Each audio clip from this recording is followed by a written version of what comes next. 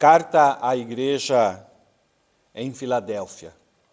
Estamos estudando as 7 cartas às 7 igrejas do Apocalipse. Nós já vimos que nas primeiras 3 cartas nos mostram a igreja de uma forma histórica. E agora nós estamos vendo as 4 últimas, que formam então essa igreja contemporânea. Ou seja, o sistema que são mostrados nessas 4 últimas cartas estão conosco, ou estão presentes até os nossos dias atuais. E irão até o final do período de tribulação. Estamos vendo, e também nós não podemos nos esquecer, que todas essas 7 cartas, elas nos mostram todos os tipos de pessoas, então, salvas da Igreja de Jesus, todos os tipos de problemas que podem, então, haver na igreja. A gente encontra também nessas cartas todos os tipos de igrejas locais existentes, e a gente consegue também visualizar dentro de todas estas cartas, das 7 cartas, toda a vontade de Deus, a vontade do Senhor para a sua igreja. Amém? Você vai ver ali que as 7 cartas, elas também formam a profecia completa de como a igreja, então, ela se desenvolveria ao longo do tempo. Então, a gente sabe que a igreja, ela nasce lá no dia de Pentecostes, com a descida do Espírito Santo, e essa igreja, ela vai até o arrebatamento da igreja, que é um acontecimento futuro à nossa era. Nessas cartas, nós vemos muitos elogios, nessas cartas nós vemos repreensões, nessas cartas nós contemplamos então ali o plano que o Senhor tem para a sua igreja. Nós vimos nos nossos estudos como que o paganismo entrou na igreja, nós vimos como o humanismo, ele então também passou a fazer parte da igreja, como que foram então esses sistemas se infiltrando na doutrina da igreja, o qual então, ao longo do tempo, ao longo da história, foi se formando, e que não era aquilo que estava então no coração de Deus, não era a forma que Deus então projetou.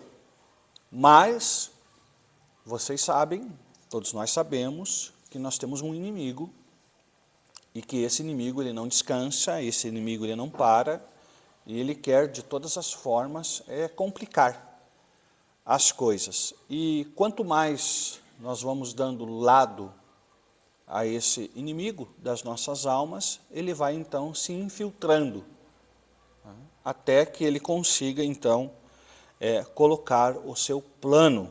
Nós sabemos que o Senhor lá atrás já nos disse que as portas do inferno, elas jamais prevalecerão contra a igreja. Correto? Mas o que é triste? O que é triste é que muitas pessoas que fazem parte dessa igreja sucumbiram a todo esse sistema do paganismo, esse sistema do mundanismo, deixou na sua vida a doutrina, né, de Cristo ser de alguma forma mexida, ao ponto dele então ter sucumbido na fé. Nós vemos então em cada carta promessas também aos vencedores. Então, o que a gente descobre aqui nessas cartas? Que em todos os períodos dessa igreja, havia pessoas que venceram, que são chamadas pelo Cristo nessas cartas de os vencedores.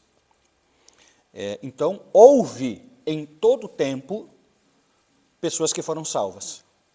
Pessoas que já não vivem mais, que viveram em muitos séculos atrás, mas que guardaram a sua fé, não deixaram então se contaminar por esses inúmeros sistemas que foram então sendo criados e são consideradas por Cristo como salvos. Quando nós olhamos para a igreja atual, a nossa esperança é que nós venhamos terminar a nossa jornada, a nossa caminhada como esse grupo de vencedores. Pessoas que se manteram firmes e que não deixaram que a sua fé fosse então movida de lugar. Em cada fase, houve grupos, que ignoraria tudo aquilo que o homem, que o diabo queria então implantar. Preferiram então ficar a favor da vontade de Deus, que foi então revelada em sua época.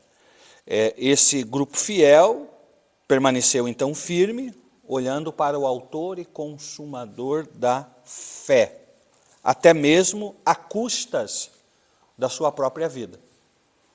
Nós temos o exemplo da igreja de Esmirna, que é uma igreja sofredora, um período da igreja muito complicado, onde muitas pessoas morreram por causa da sua fé em Jesus. E é isso, amados e amadas, que falta hoje, talvez na igreja de Jesus Cristo, esse olhar firme para Jesus, esse olhar firme para o Senhor. Não olhar para o homem, não olhar para si mesmo e também não olhar para as circunstâncias que muitas vezes se levantam diante de nós. Então a gente precisa, em nome de Jesus, ter esse olhar firme, constante para o autor e consumador da nossa fé, que é Jesus Cristo. Quer dizer, acreditar naquilo que ele disse, acreditar nele e acreditar naquilo que ele falou, naquilo que ele disse, naquilo que está escrito, nas promessas de Deus para cada um de nós. Ok? Nós falamos também sobre o cristianismo, que em sua maioria as pessoas, elas apresentam apenas uma vida religiosa. Uma vida religiosa. Essas pessoas têm uma vida que não expressam um testemunho vivo. Então, o grande problema de se ter uma vida religiosa hoje é o fato de ser ela por si mesmo, e não com a apresentação desse testemunho. Como nós poderíamos dizer assim, falta a alegria da salvação. A alegria da salvação. A alegria, e aí, de ter o nome escrito no livro dos céus. Então, a coisa mais maravilhosa para nós hoje é saber que o meu nome está lá. Que o meu nome está escrito lá. Então, sabendo disso, o que eu vou fazer agora? Viver essa alegria da salvação conquistada por Cristo para mim. Amém? Tiatira e Sardes foram as duas últimas cartas que a gente viu.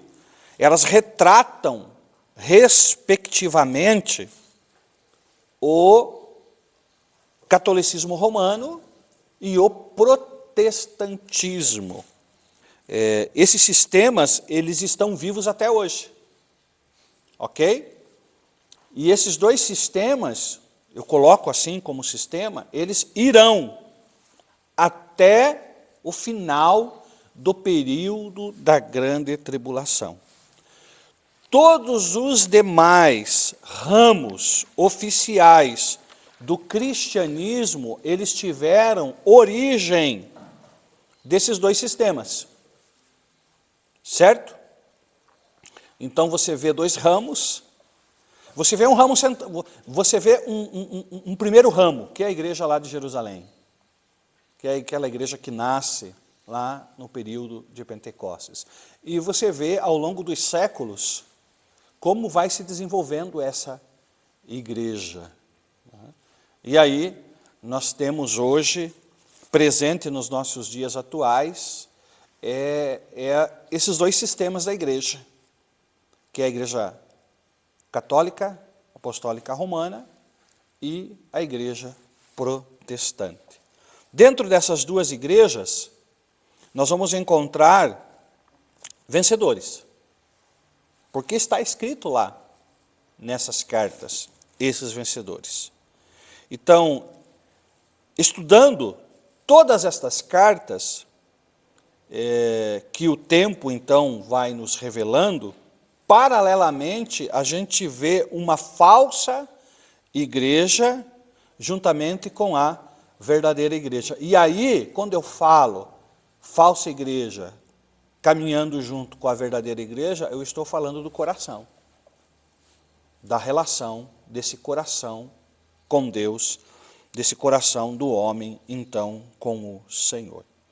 Agora, nesse grupo de vencedores, você vai ver que está escrito ali, pessoas que o mundo não conheceu, ou que poucos conheceram, mas que foram grandes defensores da verdade bíblica, da igreja autêntica, daquele povo, né, que vivia na presença de Deus, ou que preservava, né, esse relacionamento de intimidade com o Senhor, não um relacionamento truncado com vontades e desejos do homem, porque muitas vezes é isso que ocorre, é isso que acontece.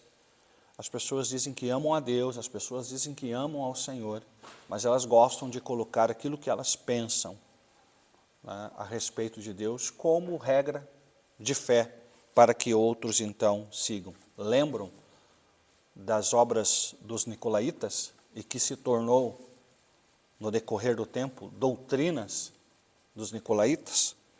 Perfeito. Então nós temos ali alguns dados históricos. Você vai olhar ali, tem um nome chamado Patrício, diz que ele foi então apóstolo da Irlanda, né, um título que foi dado a ele. Na verdade ele foi um escocês, lá dos anos 500, e ele segurou então a tocha da verdade da palavra de Deus. Olha que coisa legal, né? Nós temos também ali um outro nome, Raimundo Luglio, que foi um espanhol, lá dos anos 1200. Nós temos ali Monte Corvino e muitos outros. A exemplo aqui nós temos então os holandeses, que foram os primeiros a realizar as missões. Poucos sabem disso. Então, há muito nome aí, há muita pessoa aí que nós nem temos ideia, que foram pessoas importantíssimas para que esse evangelho autêntico, para que esse evangelho puro chegasse até cada um de nós. Eu diria assim, amados irmãos e irmãs, que foram pessoas que souberam conviver muito bem com a liderança do Espírito Santo de Deus nas suas vidas. Ok? Os vencedores, então, como diz a carta de Filadélfia, que é a carta que nós vamos estudar, ela diz que eles são fracos, mas o testemunho deles fala muito alto. Não é? É como diz as Escrituras, digo fraco, sou forte. Amém? Vamos estudar então, daqui para frente, as duas últimas cartas. E aqui nós temos uma referência importante no momento do estudo, e eu gostaria que você gravasse isso e você assinalasse então aí. A igreja verdadeira e a igreja falsa dos últimos tempos. A falsa igreja caminhando para formar a união e a religião do início do período da tribulação. E a verdadeira igreja, que é aquela que caminha para o arrebatamento. Filadélfia é a igreja do arrebatamento. É aquela que retrata, então, o verdadeiro cristão. E a Laodiceia, que é aquela igreja que você não pode nem pensar em querer ser, é considerada, então, essa igreja falsa, essa igreja que não é fria e nem quente, mas é morna. Aquela que o Senhor diz que vomitarei. Né? Vomitarei. Vamos então ler Apocalipse capítulo 3, do versículo 7 ao 13. Ao anjo da igreja em Filadélfia, escreva: estas coisas diz o santo, o verdadeiro, aquele que tem a chave de Davi, que abre e ninguém fechará, e que fecha e ninguém abrirá. Conheço as obras que você realiza. Eis que tenho posto diante de você uma porta aberta, a qual ninguém pode fechar. Sei que você tem pouca força, mas guardou a minha palavra e não negou o meu nome. Eis que eu farei com alguns dos que são da sinagoga de Satanás, desses que se declaram judeus e não são, mas mentem, eis que farei com que venham até você, prostrem-se aos seus pés e reconheçam que eu amo você. Você guardou a palavra da minha perseverança. Por isso também eu o guardarei da hora da provação, que há de vir sobre o mundo inteiro. Um parênteses aqui, preste bem atenção nisso. Para pôr à prova os que habitam sobre a terra. Venho sem demora. Conserve o que você tem, para que ninguém tome a sua coroa. Ao vencedor, farei com que seja uma coluna no santuário do meu Deus, e dali jamais sairá. Gravarei sobre ele o nome do meu Deus, o nome da cidade do meu Deus, a nova Jerusalém que desceu do céu, vinda da parte do meu Deus, e o meu novo nome. Quem tem ouvidos, ouça o que o Espírito diz às igrejas. Amém? Louvado seja então o Senhor. Qual o significado desse nome ou dessa palavra Filadélfia? Então nós temos ali duas palavras gregas. A primeira delas é philos, que quer dizer amor, e adelphos, que quer dizer irmãos. Então, Filadélfia seria amor dos irmãos. Para que a igreja seja uma igreja vencedora, ame o seu irmão. Ame a Deus, acima de tudo e de todos, e o próximo como a ti mesmo. Faz referência, né, a essa palavra de Jesus. Na carta a Filadélfia, logo chama a atenção que essa igreja ela não é repreendida. Pelo contrário, trata-se da única igreja que recebe grandes elogios. Filadélfia existe ainda hoje, sob o nome turco Al-Azeir. A comunidade Filadélfia, localizada então aproximadamente 20 quilômetros a sudeste de Sardes, nas proximidades, portanto, da igreja de que o Senhor diz: tens nome que vives, mas está morto. Uma referência a Apocalipse 3:1, a igreja de Sardes. Então, o perigo da contaminação para a igreja de Filadélfia não poderia ser desprezado, porque ela estava muito próxima dessa outra igreja. Pois nada é mais contagioso do que a sorrateira morte espiritual. Só o fato de você saber que o Senhor está dizendo, né? Tens a fama de estar vivo, mas na verdade você está morto. Então, esse risco, né? Se somente 4 ou 5 numa igreja têm o nome de que vivem, mas estão espiritualmente mortos, então logo a morte espiritual se espalha. Isso já foi assim na antiga aliança. Eu gosto de usar um exemplo aqui muito clássico, é quando você tem uma fruteira de laranja e você tem uma laranja ali que já está apodrecida. O que vai acontecer com as demais? Então, o risco que se corre. Seguindo, mas o belo e significativo nome, Filadélfia, não é de origem cristã, pois essa cidade foi fundada no ano 154 a.C., novamente por esse rei Pérgamo, Átalo II. Ele usava o cognome Filadelfo e chamou então essa cidade pelo seu nome. Apesar dela ter sido várias vezes destruída por grandes terremotos, ela foi sempre reconstruída e ela atingiu novas prosperidades. Ok? Então esse é um dado relevante sobre a cidade de Filadélfia. Agora, muitos concordam que essa igreja, ela descreve, então, uma época que inicia-se em 1750. Quando a gente olha para 1750, nós lembramos do quê? De quem? Fundador de um movimento que transformou a Inglaterra. Quem foi ele? John Wesley e o seu irmão Carlos Wesley. E a gente vai ver aqui muitos outros nomes que foram importantíssimos, então, nessa época. Em 1750, olha só que coisa maravilhosa, explodiu novamente no mundo a obra missionária, que estava então estagnada desde o século III.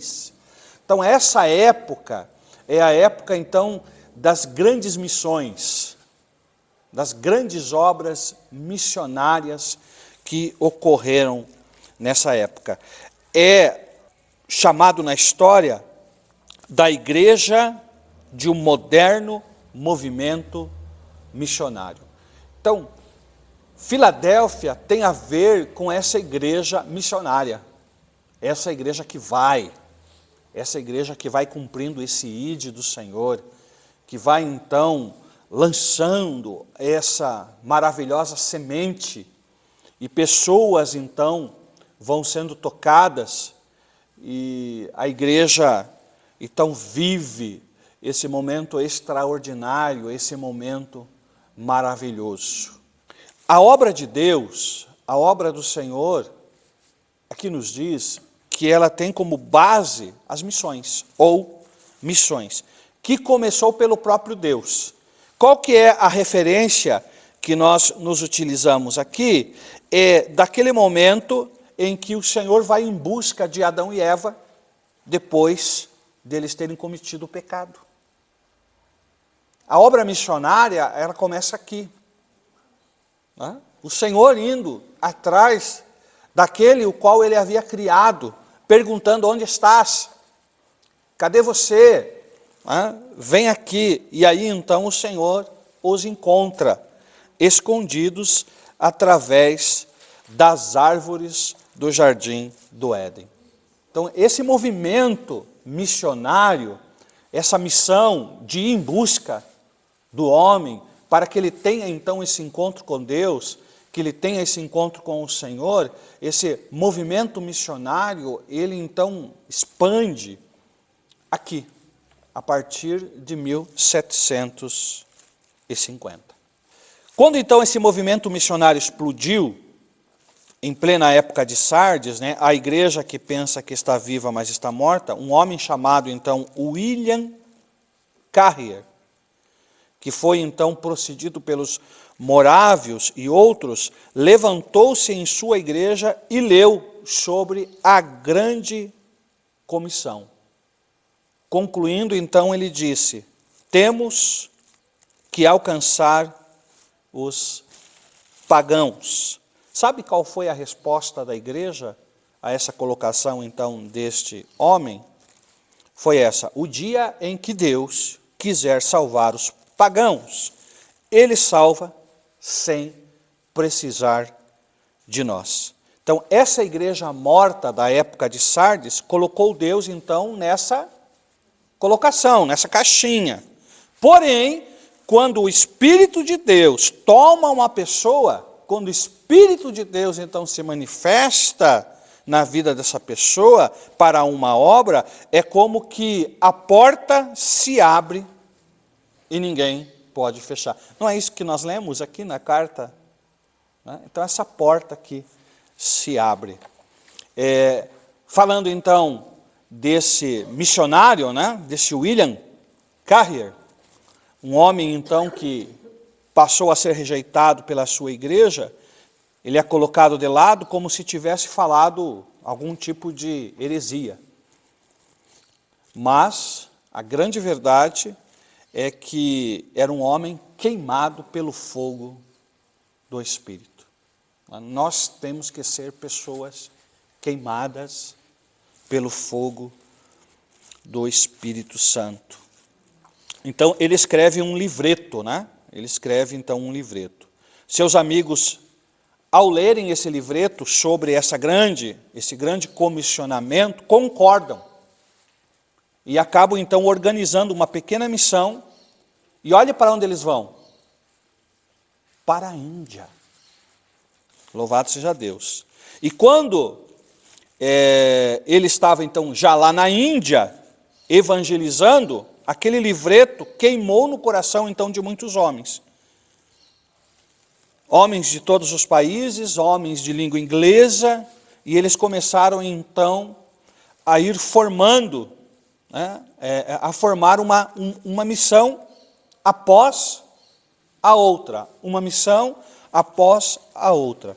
E missionários foram enviados ao mundo inteiro.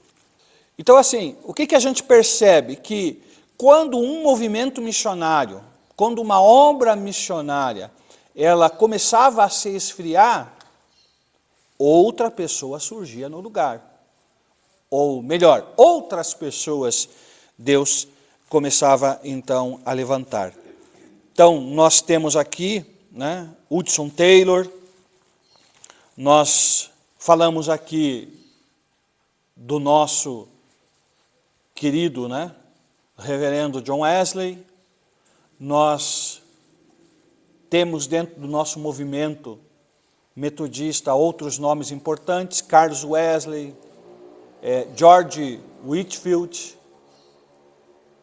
muitos outros irmãos de inúmeros países que se levantaram para fazer então essa obra missionária. Essa então, amados irmãos e irmãs, é a igreja de Filadélfia, que tem dentro dela o amor fraternal. Pensam em si, mas também pensam nos outros. É aquela igreja que tem esse espírito missionário, que é o que nós precisamos nos nossos dias hoje, né? Precisamos desse espírito missionário.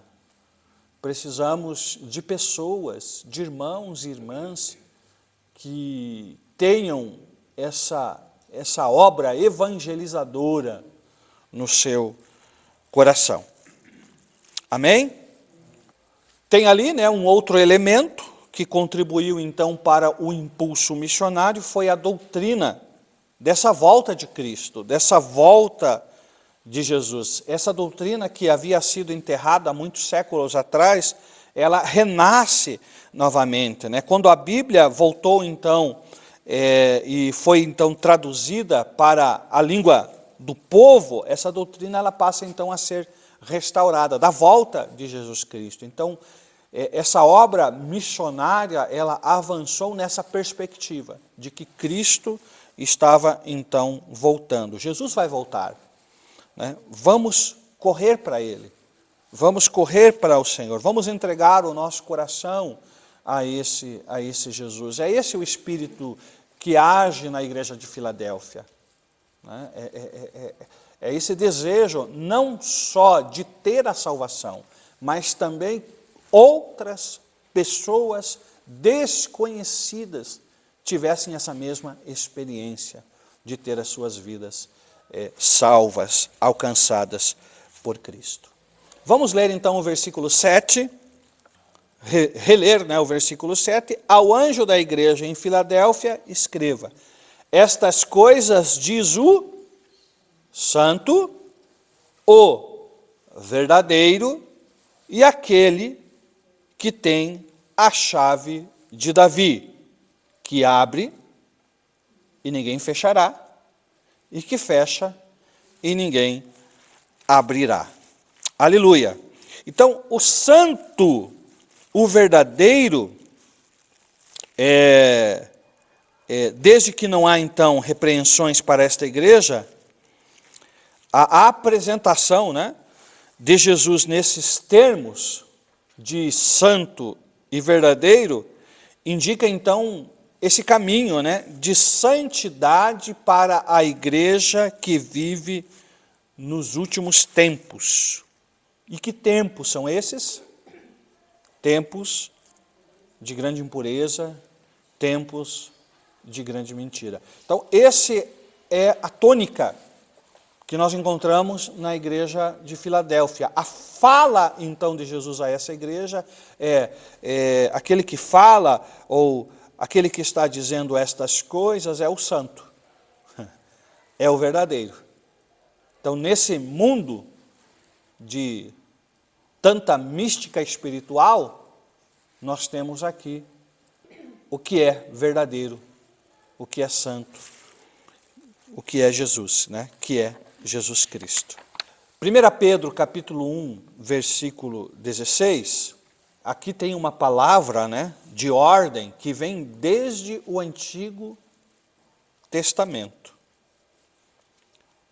Qual é a mensagem que vem para nós desde o Antigo Testamento? Pedro reforça isso quando ele escreve a sua primeira carta: sede santos, porque eu sou santo.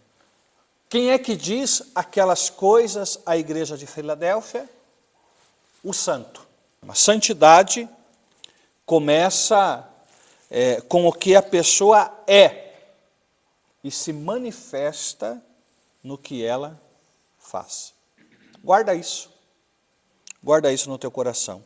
Então, santidade é uma das características de Deus, é uma das características do Senhor e deve ser também uma das características da igreja atual, deve ser uma das características dessa família de Deus. Por isso, nós devemos sim nos importar com a verdadeira santidade da vida.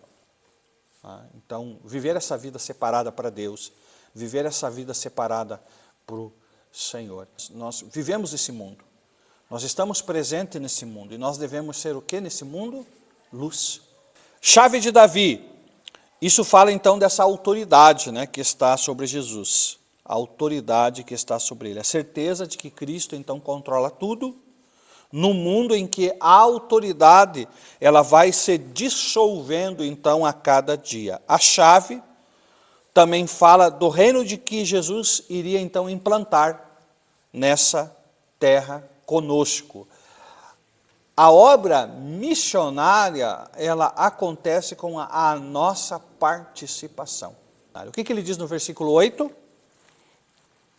Conheço as obras que você realiza, eis que tenho posto diante de você uma porta aberta, a qual ninguém pode fechar. Sei que você tem pouca força, mas guardou a minha palavra e não negou o meu nome. Então, essa porta aberta, né, uma porta aberta, Deus, ele abre então essa porta, né? Essa porta do que? De evangelização. Para que o evangelho continue sendo pregado, para que o evangelho então seja divulgado, mesmo onde isso aparentemente é impossível.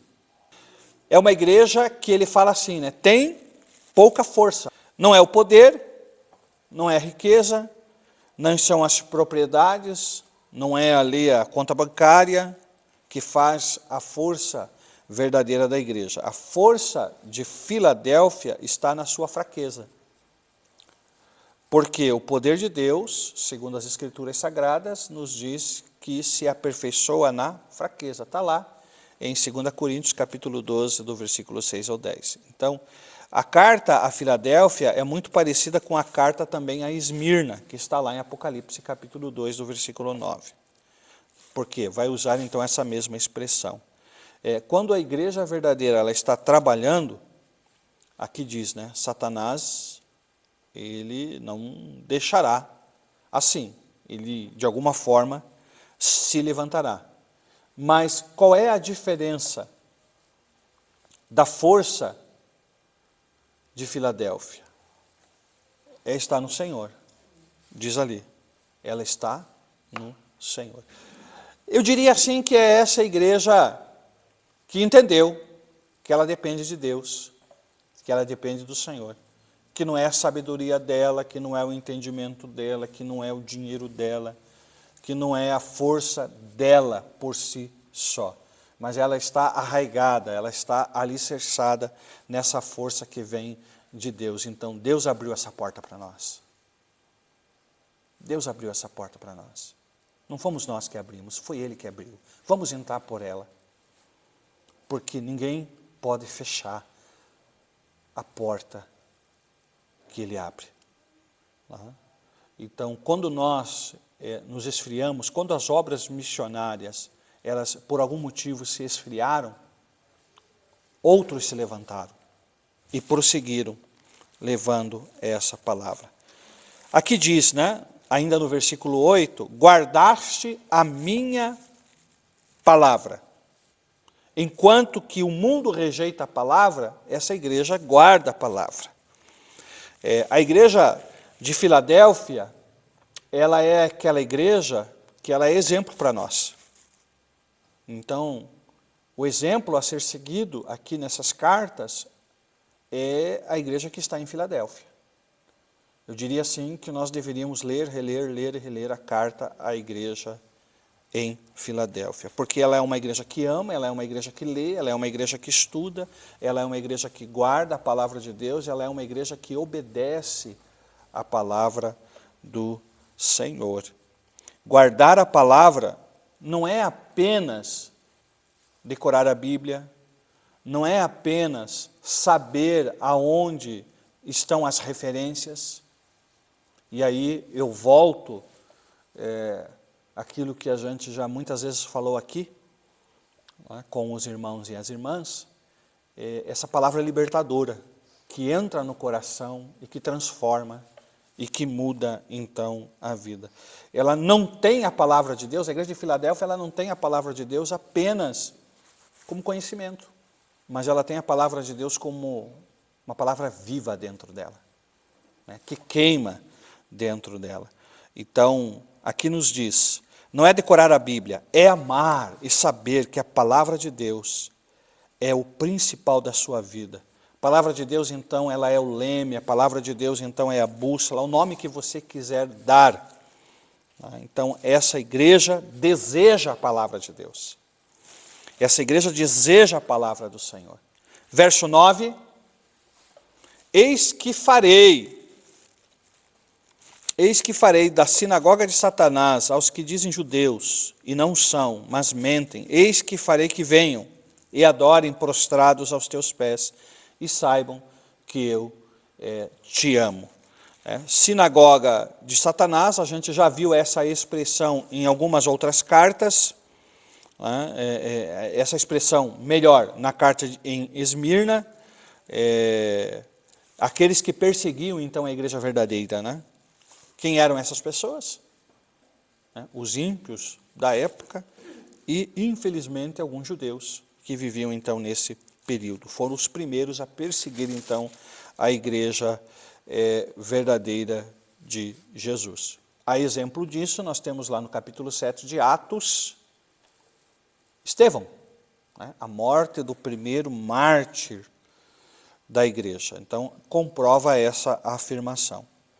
Então, quando a Bíblia usa essa expressão, sinagogas de Satanás, é todo o sistema que persegue a igreja. Todo o sistema que persegue a igreja recebe esse nome, né? Sinagoga de Satanás. Ok? Olha o que o Senhor diz no final do verso 9. O Senhor diz que esses virão até essa igreja, vai se prostrar aos pés desses e vão reconhecer o quê? Que eu amo vocês. Essa é a declaração maior que a gente vê. Saibam que eu te amo. Aleluia. Aleluia. Verso 10. Você guardou a palavra da minha perseverança, por isso também eu guardarei da hora da provação, que há de vir sobre o mundo inteiro, mas ao mundo inteiro, para pôr à prova os que habitam sobre a terra. Perseverar na doutrina é o que nós devemos fazer hoje, né? Perseverar na doutrina de Cristo, na doutrina do Senhor. Não é fácil, mas por que não é fácil? Porque surgem, né?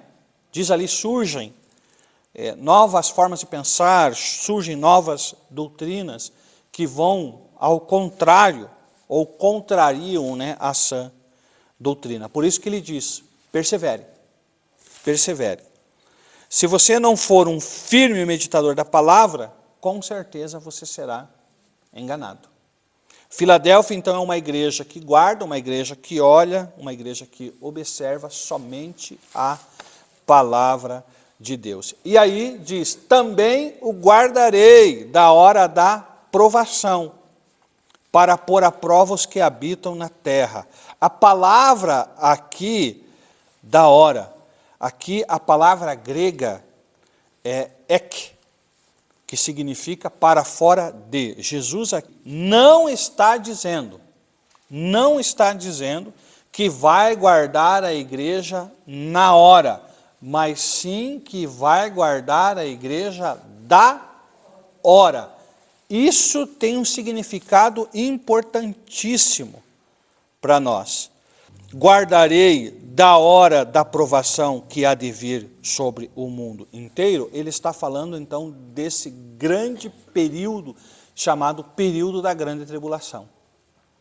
O Senhor vai guardar a igreja, o Senhor vai proteger a igreja da hora da provação.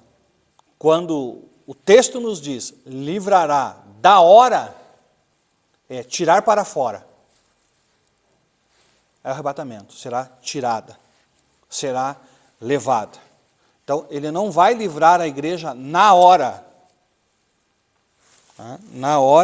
da provação que há de vir sobre o mundo inteiro, mas ele livrará da hora.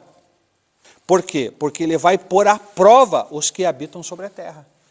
Olha só o que diz aqui. A igreja, ela é o quê? Forasteira. A igreja, ela é peregrina na terra. A sua pátria é a pátria celestial. A tribulação tirará dos incrédulos qualquer possibilidade de fingir ser o que não são.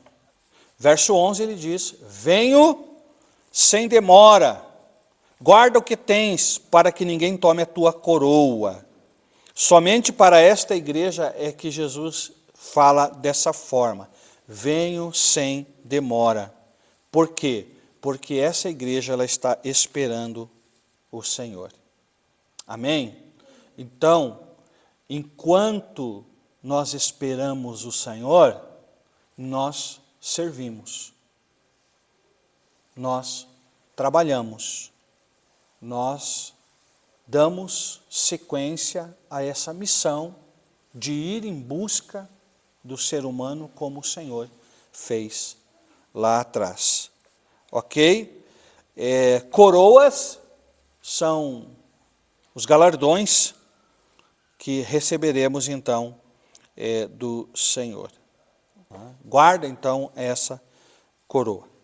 Verso 12 diz assim, ao que vencer eu farei coluna no templo do meu Deus, de onde jamais sairá, e escreverei sobre ele o nome do meu Deus, e o nome da cidade do meu Deus, a nova Jerusalém, que desce do céu da parte do meu Deus, e também o meu novo nome. Quer dizer, ao que vencer, ele vai fazer então coluna, né, no templo do meu Deus, de onde jamais sairá. Coluna significa aqui responsabilidades. Aquele que sustenta, né, e que segura a igreja. Eu já ouvi falar muito, né, as colunas da igreja falando de pessoas que estão ali dentro daquela igreja sustentando, né, aquela igreja com as suas orações, com as suas participações, né, com as suas ofertas, com os seus dízimos, e enfim. E eu creio, amados irmãos e irmãs, que num futuro breve, quando toda a igreja de Cristo estiver reunida definitivamente diante dele, diante do Senhor, cada um receberá da parte do Senhor o seu galardão, o seu presente, e também as suas responsabilidades nesse reino sempre eterno, né, do Senhor, porque você vai ver que nós temos períodos ainda que precisam ser concretizados segundo aquilo que Apocalipse está escrito, aquilo que João então escreveu. Nós temos aí o arrebatamento da igreja, que é o que nós aguardamos, nós temos aí o período da grande tribulação, nós temos aí o milênio, que são 1000 anos, muitas coisas vão ocorrer nesse tempo, e a igreja vai estar então presente. E também o meu nome, Jesus vai gravar o seu novo nome. Como os nomes de Deus sempre revelam então um atributo ou uma característica da sua pessoa, que significa que o novo nome descreve algum aspecto do Senhor Jesus, que não seria possível entendermos na terra. Tem muitas coisas, amados irmãos e irmãs, que nós só entenderemos na eternidade. Como esse. Receberemos, como diz aqui, teremos meu novo nome, como diz as Escrituras. Encerramos essa parte, dizendo então à igreja, versículo 13, quem tem o Espírito, quem tem ouvidos, ouça o que o Espírito diz às igrejas.